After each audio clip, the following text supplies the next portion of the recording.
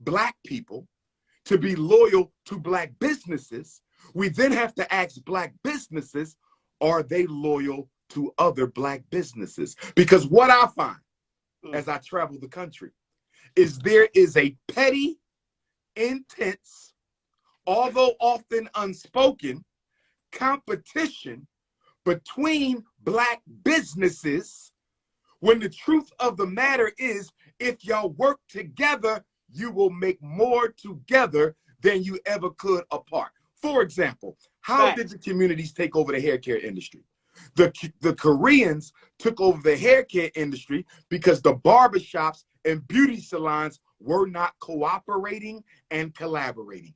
That's how they took over. They took over black hair care the same way the white man took over Africa. How did the white man take over Africa? The African kingdoms were not communicating and collaborating. Communicating means what? We're talking to each other. Collaborating means what? We're working with each other. We have to communicate and collaborate. It just can't be talk. It got to be work. Communicate and collaborate. So one of the things that needs to be discussed on Saturday is how do the businesses there create a uniform system whereby they can trap the black dollar amongst them. So for example, that's what we hear for. 25 businesses. That's what we hear for, Dr. Umar. Exactly.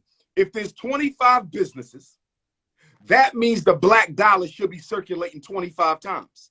If there's 50 businesses, that means the black dollar should be circulating 50 times. It's 100. If there's 100 businesses, it's 100. That means the black dollar should be circulating 100 times. You know why?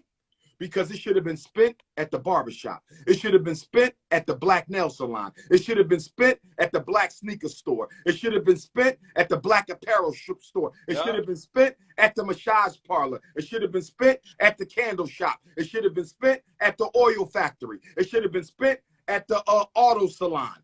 You see, so however many businesses you got, that's how many times the dollar should be circulating before it leaves. And if it's only circulating 10 instead of 25, if it's only circulating 20 instead of 50, if it's only circulating 50 instead of 100, do you know what that means? That means that there's black businesses that are not doing enough to push the other businesses. Got you. That's why collaborating is one of the models that we gotta say collaborate over competition.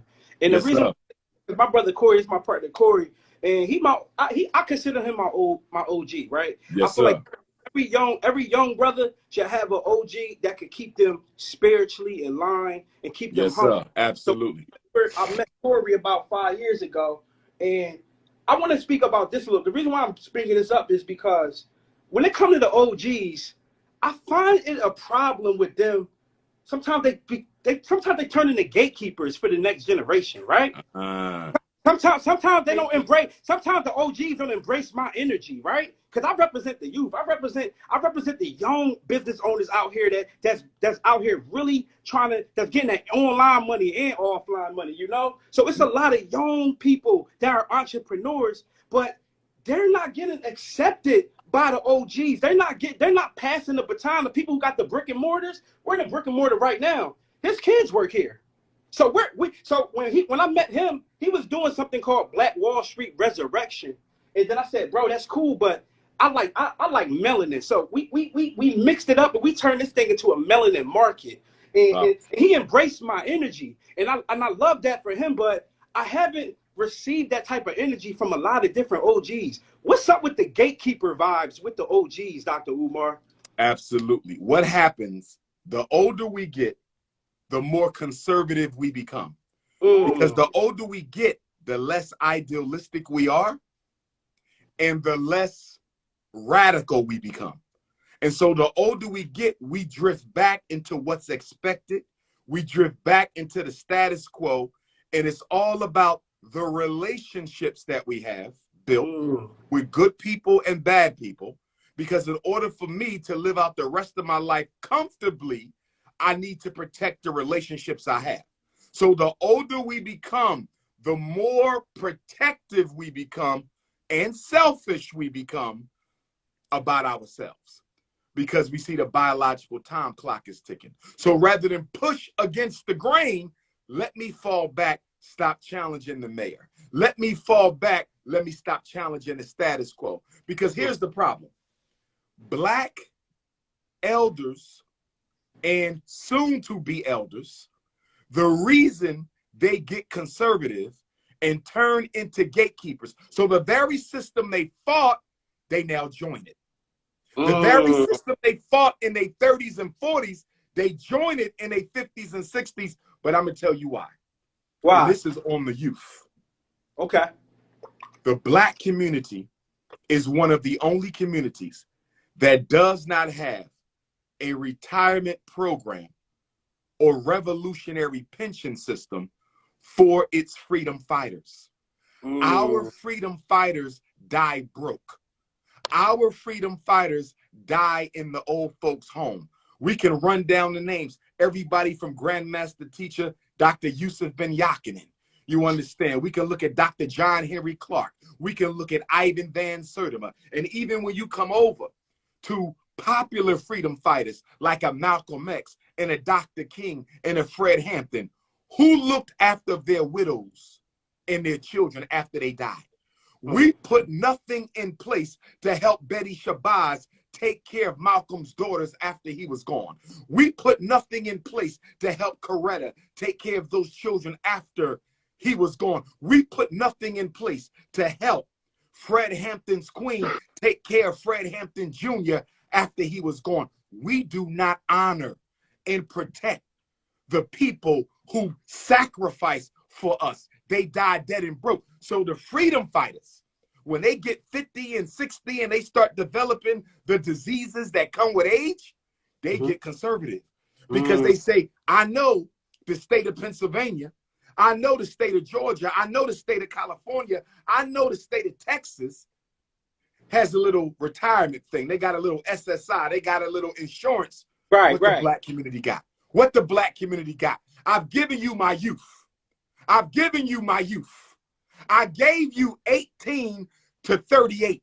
And now you want me to give you 38 to 98. I'm not going to do that. So what we got to do is put a system in place that provides retirement and a degree of comfort for our elders so they can stay on the front line and not have to sell out to prevent from going homeless. Come on, bro. Go ahead, teach, brother. Teach.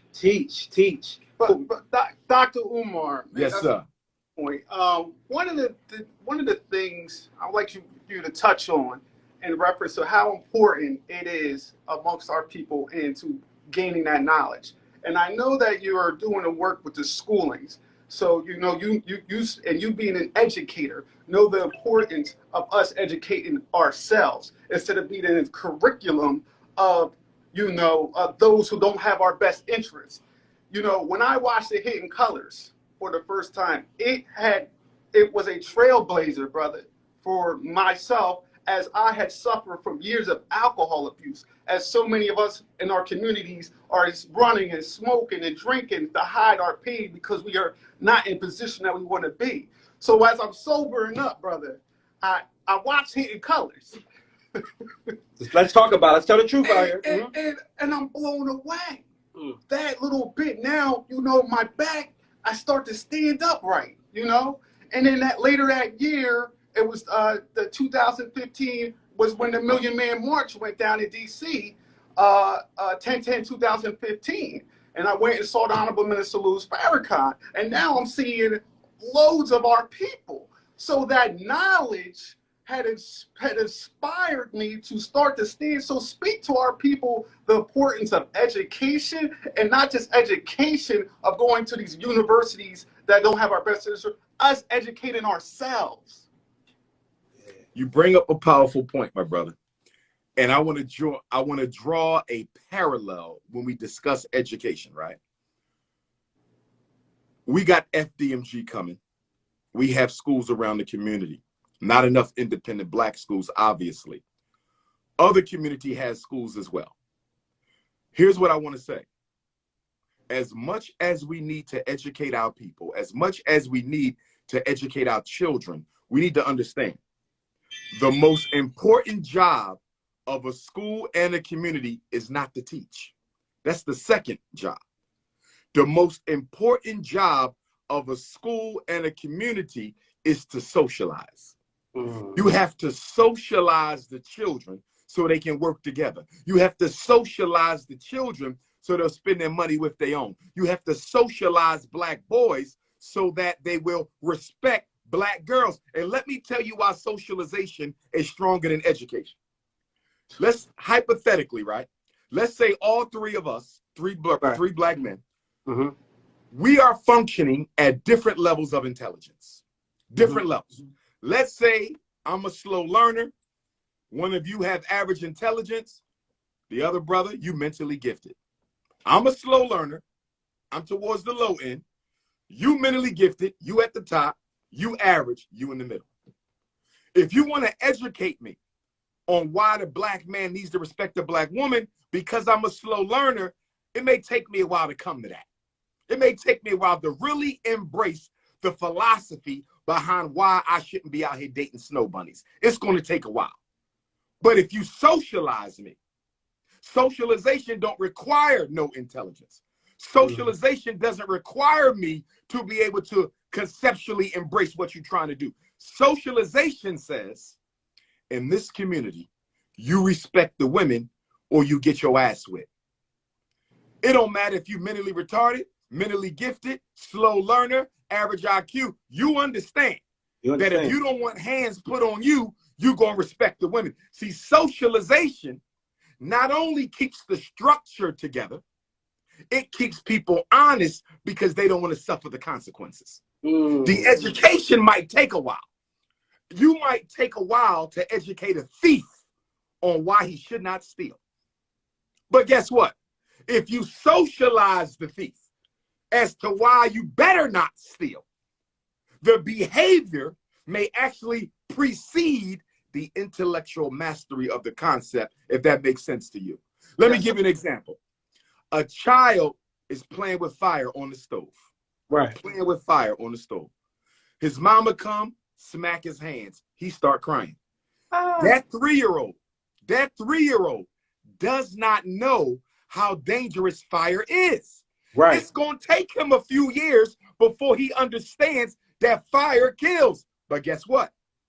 Every time he plays with that fire, his hand gets smacked. So he is being socialized.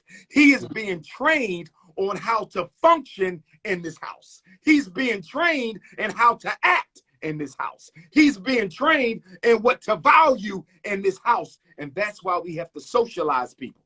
They can get it intellectually later, but we got to socialize them now because the community can't wait for everybody to wake up.